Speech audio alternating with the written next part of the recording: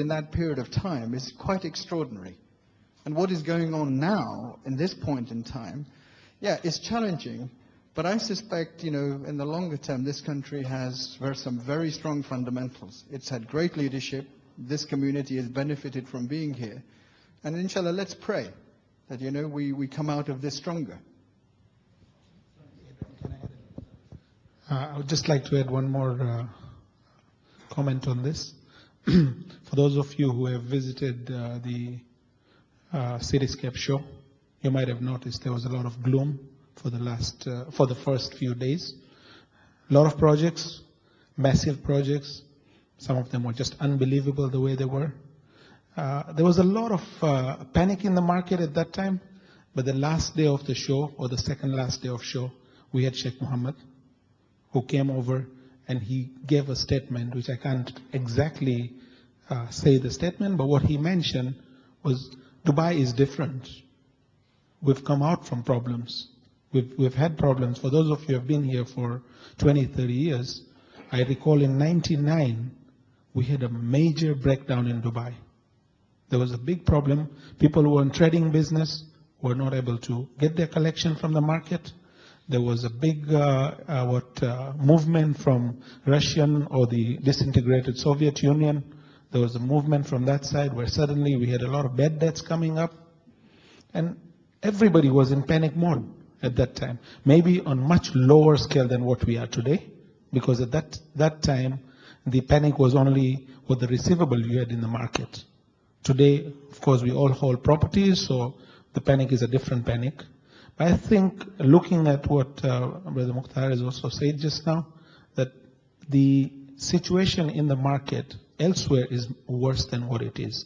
I've spoken to a lot of people from Europe who come down here and they said, we really want to get out from there. And when we come here, we feel much better. So I think what we will see comparatively would be a much lower rate of what they would see over there.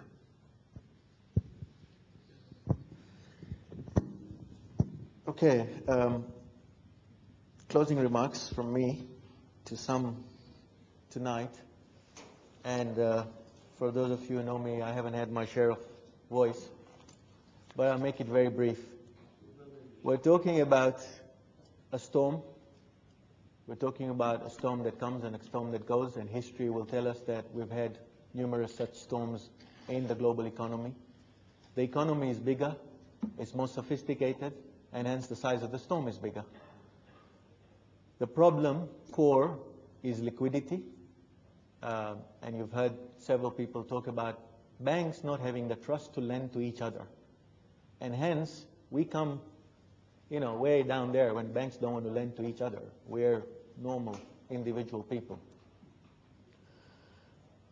It's also a fact that, unfortunately, the core issue somehow, though far removed in the end, did start from real estate. And I think it was good Mukhtar Bhai touched on the fact that it is the most attractive of the most attractive economy.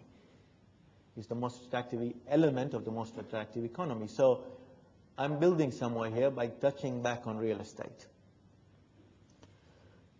Come back now to Dubai. So we've seen this is the situation, how it's happened, and it has some roots in real estate. We had our madness in Dubai stemming from real estate.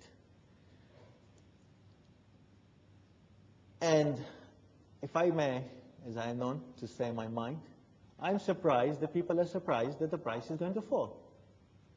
Simple. I'm surprised that you are surprised about the fact that the prices should or could or may fall. At some point or the other, all of us said, "Ato ganda panuche." So why are we surprised now? Greed has been talked about.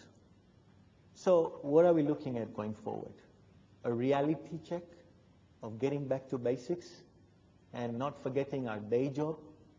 How many old grade men advised you, "Ki ha property bo saru che, but don't forget your day job"?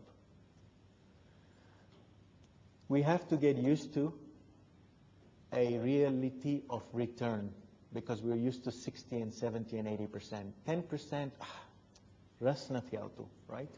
So let's get real about the sort of returns we can realistically expect going forward. Fundamentals are now being questioned. Whether this market will attract enough people. Is there going to be a supply glut?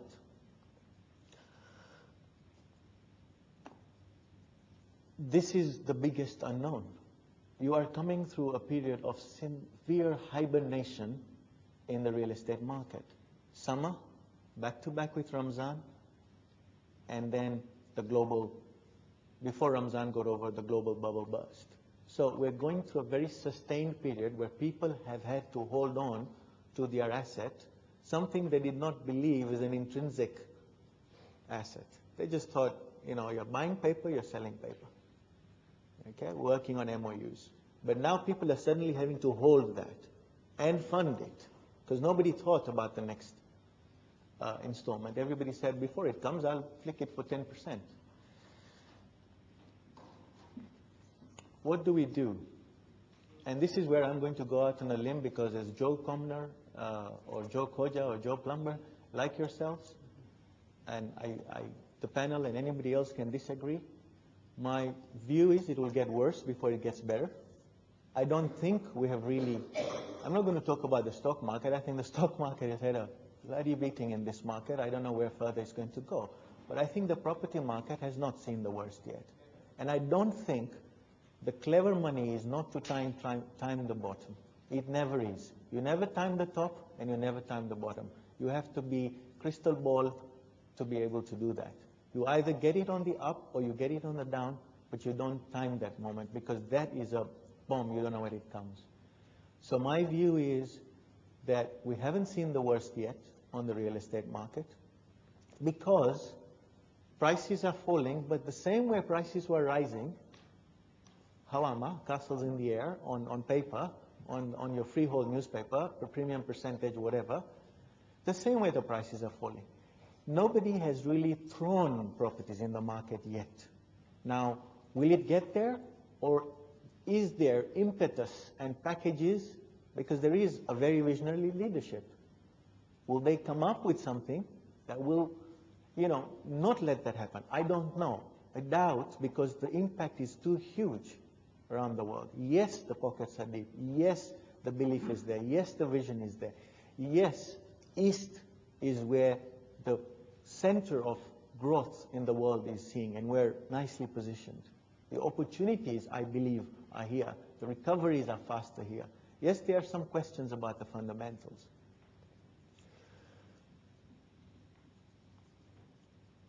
So when the real test happens, to me, is when people start throwing those. And there was a question about, I have a DSO, I have a property which I bought in 2006 for $725. If I were you, and if I'm picking up, instead of picking up $1,250 a month ago, if I'm picking up $1,100 today, my gut feel says, flog it. Because my gut feel says, I will pick it up again at $1,000 or $900 when we really come to a showstopper on the property. I'm not saying I'm right. If I would be, then I would be doing it. But that's what my gut feel says. You have to ask your gut feel.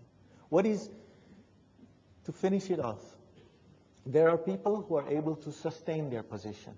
Now you have to make the call whether you want to be the same way that you flicked properties to go up, the same way you want to flick properties so that you flick it today with the thinking that it will go down and I'll pick it up again. Or you say, I'm going to divide my portfolio, I'm going to flick half, I'm going to keep the half, so I average price the same way. Look, we've treated this property market like a stock market. That's the reality. We've had margins, and then,